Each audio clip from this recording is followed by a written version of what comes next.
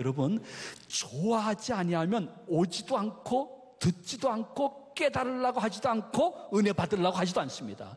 일단 좋아해야 됩니다. 여러분, 물은 물입니다. 그러나 물을 담는 잔은 다 다를 수가 있는 것입니다. 물을 담을 때 여기다 담으면 이런 물이 되어지는 것입니다. 내가 다른 잔 갖고 왔는데 기가 어디 갔냐? 누가 가져간 모양이구나. 2부 예배 때. 이야, 2부 예배 끝나고 이게 강당 정리하시는 분이 아주 정성껏 갖고 갔네요. 네? 내가 다른 잔을 갖고 왔는데 거기다 물을 부으면 그 물이 모양이 바뀌는 것입니다. 여러분, 가르치는 내용과 복음은 똑같아야 되지만은 복음과 가르치는 내용을 담는 그릇은 주일학교 교사 여러분, 성도 여러분, 바뀔 수 있는 것입니다. 가르치는 내용은 바뀌지 않지만은 방법은 바뀔 수 있어야 됩니다. 어떻게? 일단 걔네들이 들어야 되고 좋아해야 되고 그래서 듣고 이해해 보려고 애써야 되고 마음에 감동이 되어서 아, 삶이라는 게 그렇구나, 이렇게 살아야 되겠구나 하는 마음의 결단을 줄 수 있게 해서는 가르치는 내용은 바뀌지 않지만은 방법은 바뀌어야 됩니다. 그것이 젊은 선생님이든 아니면 연세 드신 선생님이든 몇 년, 몇십 년 한 그대로 하면 안 됩니다. 잘하고 계시지만은 방법에 대해서 연구하며 애들을 탓하지 말고 나를 개발할 수 있는 은혜가 교회 학교 모든 선생님들과 여러분 자녀 교육에 있으시기를 소망을 드립니다. 그러면서 주중에는 여러분 이렇게 내가 가르치는 분야에 있다고 하면 준비를 해야 됩니다. 준비 없는 것은 열매가 있을 수가 없죠. 준비 없이 이 공과체 내가 이거 몇 년 몇십 년 쓰던 건데 이렇게 해가지고는 절대로 영의 역사이기 때문에 애들이 알고 따라와 주지 않고 듣지 않습니다. 그래서 오죽하면 사도 바울은 야야 디모데야, 네가 나이가 어리잖아. 네 연소함을 업심여기지 않기 위해서는 네가 준비가 필요하다고 말씀하고 있는데, 우리 한번 12절 한번 다 같이 봉독해 보도록 합니다. 누구든지 내 연소함을 업신 못하게 하고 오직 말과 행실과 사랑과 믿음과 정절에 있어서 믿는 자에게 본이 되어, 이렇게 말씀했습니다. 가르치는 자는 겸손해야 되지만은 가르침의 권위가 떨어지는 그 순간부터 애들이 곁에 오지만은 듣지는 않습니다. 그러므로 주중에 준비를 하되 특별히 토요일 날은 내 맡은 반 학생들이 그 몇 명 돼요? 뭐 4명에서 6, 7명밖에 안 되는데요. 어떤 때는 3명인데요. 2명인데요. 토요일 날은 꼭 담임 선생님이거든 그 학생들에게 전화해야 됩니다. 그리고 내일 주일이지? 알지? 몇 시까지야? 무슨 일 없었니? 그래서 그래 기다릴게. 안녕.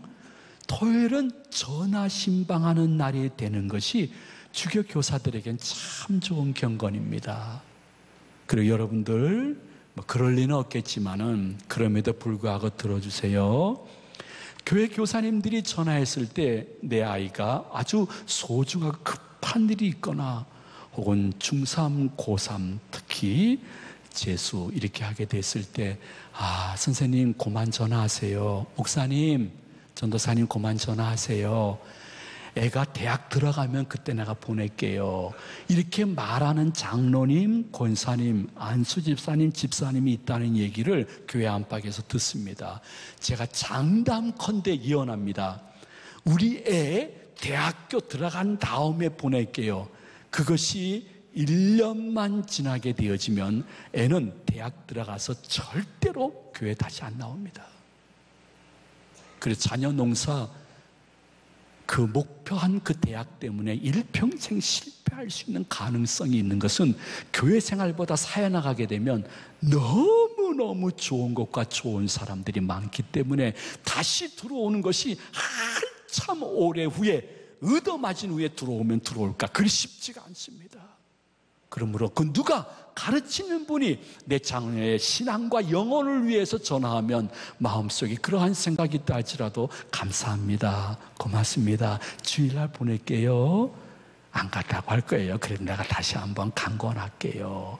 이러한 동역이 필요한 것입니다.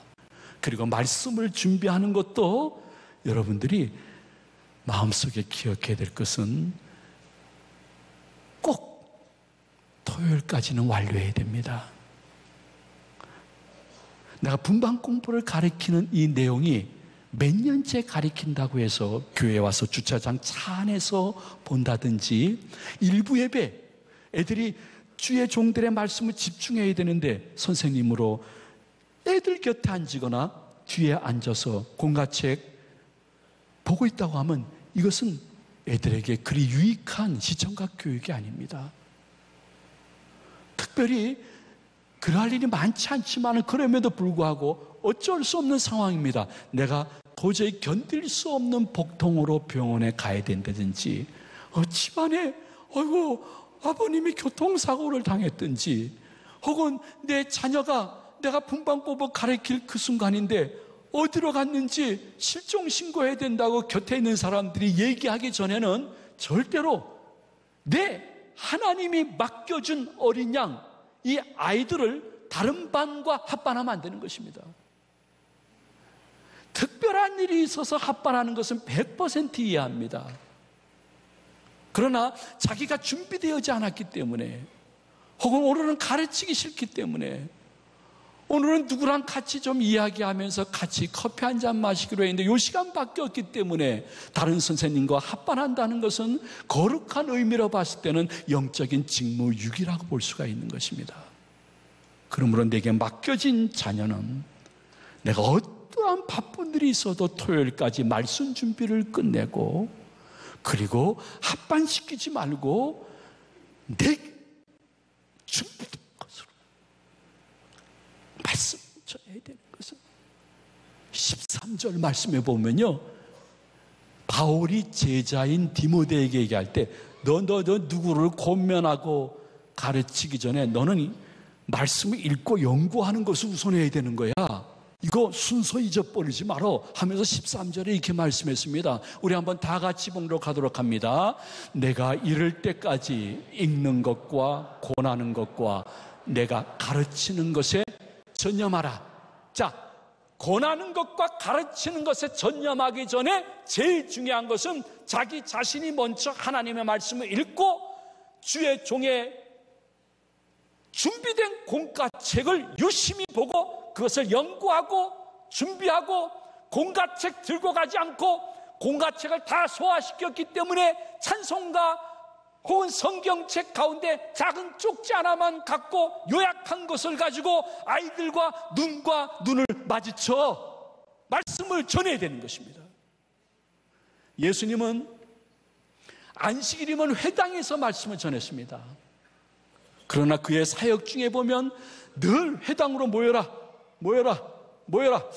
몇 시까지 오려니까 이렇게 하시진 않았습니다. 때로는 바닷가 근처에서도 말씀을 전했습니다. 어떤 때는 찬바람 부는 들녘에서도 말씀을 전하고요, 어떤 때는 참 사람들이 미워하는 그러한 세리집에 들어가서도 그 집안에서도 말씀을 전했습니다. 어떻게 해서라도 그들과 가까이 가고 그들에게 이해되어지고 그들의 삶의 변화를 주기 위하여. 여러분, 고정관념을 없애야 됩니다. 그것이 내가 주일학교 교사로서 누구를 가르치든지 내 자녀를 어떻게 해서라도 주의 말씀으로 살고 양육하기 위해서 내가 어떻게 변하는 것이 중요한가를 생각해 보면서 세상의 기독교인으로서 최고의 자녀 농사는 믿음을 전수하는 것인데, 내 믿음이 개개 승승되기 위해서 나를 따르라 하지 말고 그들 곁으로 가되, 특별히 주일학교 교사이거든 주중 준비, 토요일 신방 전화, 그리고 토요일까지는 말씀 준비가 끝나야 된다는 것, 이것만큼은 양보할 수 없는 철칙으로 갖고 있어야 천하보다 귀한 영혼들을 잘 맡아서 학생들에게도 복이 되어지고 본인에게도 그 직분이 축복의 근원이 되어지기를 소망을 드립니다. 그리고 다른 사람이 몰라도 주일학교 교사이거든, 여러분 애들 앞에서 가르칠 때 의복이 굉장히 중요합니다. 남자 교사이건 여자 교사이든 너무 타이트하게 자기 몸매가 보여지는 옷을 입으면 안 됩니다. 굴곡이 정확히 보이고 노출이 너무 심한 것을 입게 되어지면, 지금은 제1, 제2 사춘기가 너무 앞당겨졌기 때문에 여러분이 아무리 좋은 말씀을 준비해 놓는다 할지라도 애들의 모든 시선과 생각을 선생님의 옷색에 집중되어질 수 있고, 그 옷이 준비된 말씀을 흐트러뜨리는 원인이 되어집니다.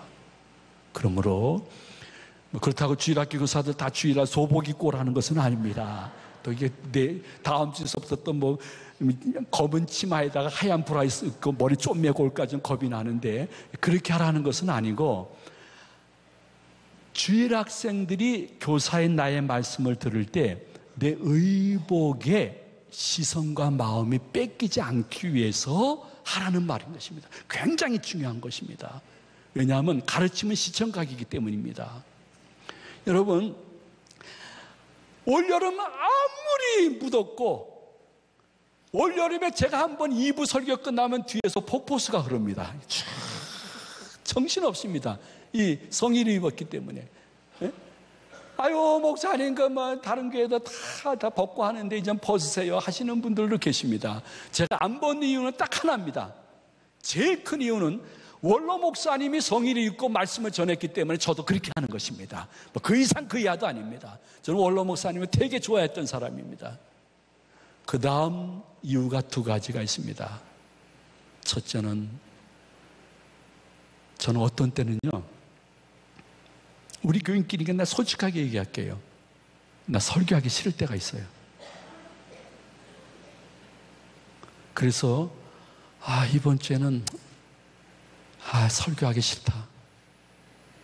부목사님이 2, 3부 하면 안 될까? 왜? 일주일에 저의 삶을 돌이켜보고 저의 생각과 언행을 돌이켜봤을 때 제가 설교자로서 단에 쓰기가 자신이 없습니다. 솔직한 고백입니다. 그럴 때는 솔직히 원로 목사님 살아생전이 더 그리워집니다. 왜냐하면 한 달에 한 번은 원로 목사님이 오셔서 설교하셨기 때문에. 그래서 제가 그러지 못하니까 말씀 전할 들어오기 전에 성의를 보면서 그래요. 아버지 하나님, 저의 교인들보다 못한, 그리고 더한 저의 죄와 허물을 덮어 주시옵소서. 그러한 마음으로 성의를 입습니다. 그리고 두 번째는, 성의를 입지 않고 제가 양복에다가 와이셔츠 넥타이 구두를 입고 말씀을 전하게 되면 굉장히 많은 교인들의 시선이 말씀에서 제 의복에 빼앗길 수 있는 가능성이 있기 때문인 것입니다. 원로 목사님은 늘 말씀했습니다. 이 목사 그저 말씀 전할 때 그 이 목사의 그 넥타이 때문에 혹은 와이셔츠 때문에 교인들의 집중이 이 목사 그 옷으로 뺏기면 안 되는 거야. 그것이 지는 거야. 그러므로 와이셔츠나 넥타이 색깔은 교인들이 설교할 때 전혀 느끼지 못할 것으로 해야 되는 거야. 그럼 말씀에만 집중시키도록 준비해야 되는 거야. 이게 말씀을 주었습니다. 그래서 어떤 때는 신혼여행 다녀오신 분들이 넥타이를 선물해가지고, 목사님 이 넥타이 너무너무 색깔이 강렬하고 좋고 동남아시아에서 이것이 얼마나 강렬한지요. 너무 감동이 돼서 목사님이 한번 메시면서 갖고 왔다는 거예요. 너무 강렬하다 못해 거의 눈부실 정도의 센노랗고 새빨간 핏방울이 툭툭 떨어질 것 같은 그런 넥타이를 갖고 해요. 그 젊은이들은 그게 당연한 거예요. 근데 저는 주일날 그걸 너무너무 미안했지만 매지 않았습니다. 그 주중에 매었습니다. 이유는 주일날 성의 속에 감추어졌지만은 마지막 요 부분에 넥타이 정도 강렬하게 되어지면 이 넥타이의 강렬한 색깔 때문에 혹시라도 말씀을 단 10초라도 교인들이 빼앗길까봐 주일날은 여러분들이 넥타이를 맸나 안 맸나 할 정도의 넥타이 색깔로 매는 이유는 할 수 있거든. 주님, 저의 허물과 죄를 덮어주시고 제 이 옷 성의 입고 갈게요. 교인들이 말씀에만 집중케 해주세요. 권사님들 사이에는 식사를 같이 하자고 갔더니 두 의견으로 양분이 되어 있습니다. 그게 뭐냐 하면 이제 목사님이 염색을 해야 된다는 파가 있습니다. 한 파는 염색을 하면 안 된다는 것입니다. 목사님 하시면 안 됩니다. 권사님들에게는 그게 굉장히 중요한 것입니다. 자, 저 목사님을 염색시켜야 되겠는가? 그대로 놔두는 게 좋은가? 권사님들에게는 의견이 분분한 것을 들었습니다. 그만큼 머리 색깔 하나에도 관심을 갖고 있는데 제가 만약에 빼꾸드에다가 바짝바짝 양복에다가 파란 와이셔츠에다가 노란 넥타이를 메고 포마드를 바르고 그리고 말씀을 전한다 그러면 엄청 시선을 빼앗기고 마음을 빼앗길 수밖에 없는 것입니다. 그런 의미에서 최소한도 영혼은 작은 영혼, 큰 영혼 없습니다. 주일학교 영혼, 작년 영혼 없습니다. 영혼은 영혼입니다. 그 영혼에게 말씀을 전할 때는 주일날만큼은 내가 그들의 시선과 마음을 빼앗기지 않을 의복을 준비해서 입는다는 것만큼은 철칙으로 얘기해야 됩니다. 그리고 혹시 술, 담배 하시는 분들이 있으면 토요일날까지 양치질을 좀 많이 하셔가지고 애들에게 술, 담배 냄새가 안 나야 됩니다. 위선 아닙니다. 술, 담배는 한순간에 어떻게 끊어지는 것은 아닙니다. 노력을 하고 있지만은 어쩔 수 없는 사회생활 속에 내가 술, 담배를 해서 너무 내가 보기에도 냄새가 난다 하면 애들에게 잘못하면 충격이지. 양치질하고 주일날 다시 확인하고 그리고 입가심하고 그리고 은단을 먹고 그렇게 와서 가르쳐야 되는 것입니다. 외식아닙니다. 그 입장에서 생각하고 가까이 가는 것입니다. 그러나 빨리 끊는 게 좋습니다. 여러분, 이런 것도 있습니다. 저는 그렇게 해봐도 씹힐 때는 항상 씹히지만요. 그래도 믿지 않는 친구들하고 술자석에서 같이 만나게 되고 나는 뭐 밥 먹습니다. 저 술 안 먹습니다. 술 안 먹고 밥 먹는데 그들이 따라줄 때에 꼭 콜라를 따르라고 얘기합니다. 이젠 그 갖고 온 친구들은 압니다. 왜? 사이다를 따르면 꼭 소주 색깔입니다. 소주 색깔이라. 혹시 주위에 있던 사람이 우리 교인이나 다른 교인이 봤을 때 목사님 소주를 드시는데 거의 콜라 잔에다가 원샷으로 다 드시대. 소문나면 뒤집어 까볼 수도 없습니다. 그래서 야 콜라로 좀 준비하라고 그러면 알았어 하면서 콜라 줍니다. 마찬가지입니다. 여러분들이 혹은 페이스북이나 혹은 무슨 어떠한 SNS에 여러분의 사진을 올릴 때 여러분들이 술자석에서 사진을 올릴 수도 있을 것입니다. 음식을 먹는 식당에서 사진을 올릴 수 있을 것입니다. 근데 여러분 앞에 주일학교 교사이거든 혹은 중직이거든 술잔이 보이지 않게끔 사진 찍어야 됩니다. 그리고 술병이 보이지 않게끔 찍어서 올려야 되는 것입니다. 그렇지 않으면 불특정 다수가 다 볼 때에 우리 교사님이 술을 마신 건 아니겠지. 근데 왜 저 술병이 있지? 마셨을까? 우리 장로님 한수 집사님이 사진인데 뭐야 이거 뭐야? 굳이 의심을 줄 필요가 없습니다. 가르치는 자는 굉장히 중요한 한 부분에도 조심해야 되는 것입니다. 그리고 교회의 중직들은 한 부분이라도 조심해야 될 것은 다른 사람, 우리 교회 지난주나 두세 달 전에 등록한 사람이 실수한 것은 교회 전반적인 악영향이 적지만은 저와 우리 교회 교역자들과 우리에게 중직들이 실수한 것은 실수한 것의 7배나 더 나쁜 악영향으로 복음이 전파되어지는데 거침돌이 된다는 것을 기억하시면서 여러분들 사진 한 장도 조심스럽게 보고 띄울 수 있는 그러한 교사들의 모습, 여러분의 모습이 되어지기를 소망을 드립니다. 그러면서 여러분들의 마음속에 기억해야 될 것은, 저는 그렇게 생각합니다. 나 솔직히 늘 마음속에 되새김질하는 것입니다. 건영아, 너는 더 많은 것을 가르치려고 하지 말고 네가 말한 것을 실천해야 그게 권위야. 성령님이 저한테 주시는 음성입니다. 주일학교 교사이든 여러분 가정에서 엄마든 아빠든 할아버지 할머니든 여러분 자신이 시청과 교육자로입니다. 그러므로 많은 것을 가르치려고 하지 말고 내가 가르친 것을 실천하는 모습을 자녀들에게 보여줘야 되는 것입니다. 그래서 심지어 12절 말씀에 디모데에게 바울이 말할 때에 너 설교 잘하는 거, 그렇게 소망하는 거 나쁘진 않지만 그게 전체가 아니야. 너한테 지금 필요한 게 뭔 줄 알아? 하면서 12절에 이렇게 말씀했습니다. 우리 다 같이 봉독합니다.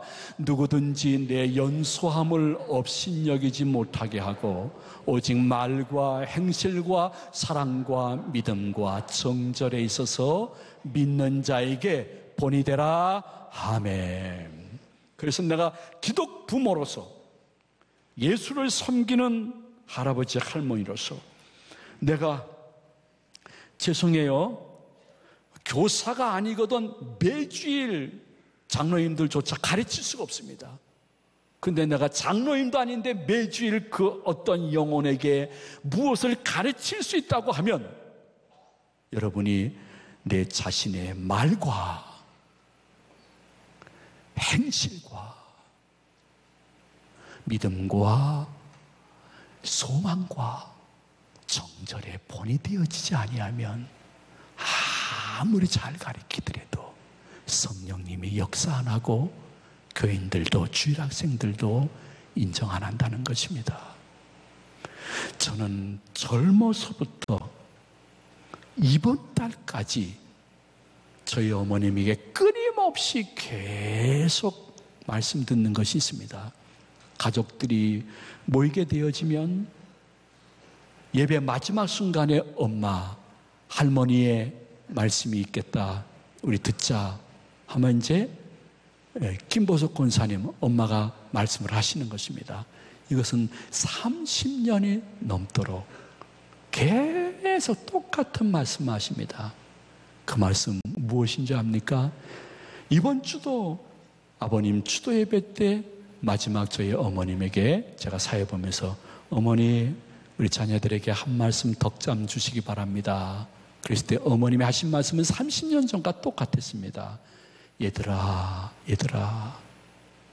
우리 42명 우리 가족 식구들이 이남사녀 긴 세월 동안 단 한 명도 큰 어려움과 사고 없이 여기까지 지낸 것은 모든 것이 하나님의 은혜다.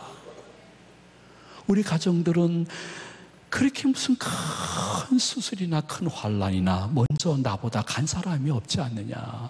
이건 무조건 하나님의 은혜다. 근데 이 하나님의 은혜가 지속되기 위해서는 세 가지를 잊지 말라. 이제는 방언처럼 외웁니다. 첫째, 11조를 도둑질하지 말라. 둘째, 주일 성수를 목숨 걸고 하라. 셋째, 맡은다 봉사에서 최선을 다해라. 그것이 하나님의 받은 은혜에 감사하고 받을 축복을 준비하는 것이다. 근데 여러분 기억하십시오. 11조도 안 하시고 주일 성수도 안 하시고 교회 봉사도 안 하시는 엄마, 할머니가 그렇게 말씀해봐야 다들 콧방귀 낍니다. 아이고 본인도 안 하시면서 말씀은 유창하게 잘하시네. 근데 일평생 저희 어머님은 어느 정도냐 하면 누가 상품권을 주면 그 상품권이 10만 원이면 만 원 11조를 떼서 하는 사람이에요. 그 상품권이 돈이 아니지만 돈과 똑같은 가치가 있기 때문에 누가 10만 원 상품권을 주면 거기에서 10,000원을 떼어서 11조로 해야 된다는 것입니다. 본인이 또 하고 계십니다. 부동산 동산 팔렸을 때도 똑같은 것입니다. 얼마가 팔렸으면 거기에 11조가 많더라도 주님 앞에 바쳐야 되는 것입니다. 그것을 끝까지 지키면서 말씀하니까 그 말씀은 권위가 있는 것입니다. 모든 자녀들이 마음으로 수긍하고 그것을 인정하고 그렇게 해보려고 노력하는 것입니다. 어떠한 가르침보다 주일학교 교사이든지 내가 부모이든지 기독자로서 완벽한 사람은 없습니다. 실수하고 넘어지는 게 더 많습니다. 그럼에도 불구하고 다시 일어나서 자신이 말하고 신앙 고백한 것을 지키는 것을 보여줄 수 있는 가르치는 자들이 되어서 하나님의 때에 우리 주일학생들뿐만이 아니요 우리 자녀들이 점점 부족하지만 우리들의 믿음을 길게 승승하는 것을 볼 수 있는 복스러운 미래가 되어지기를 이 말씀을 준비해 주신 예수님의 이름으로 축원해 드립니다. 축복합니다.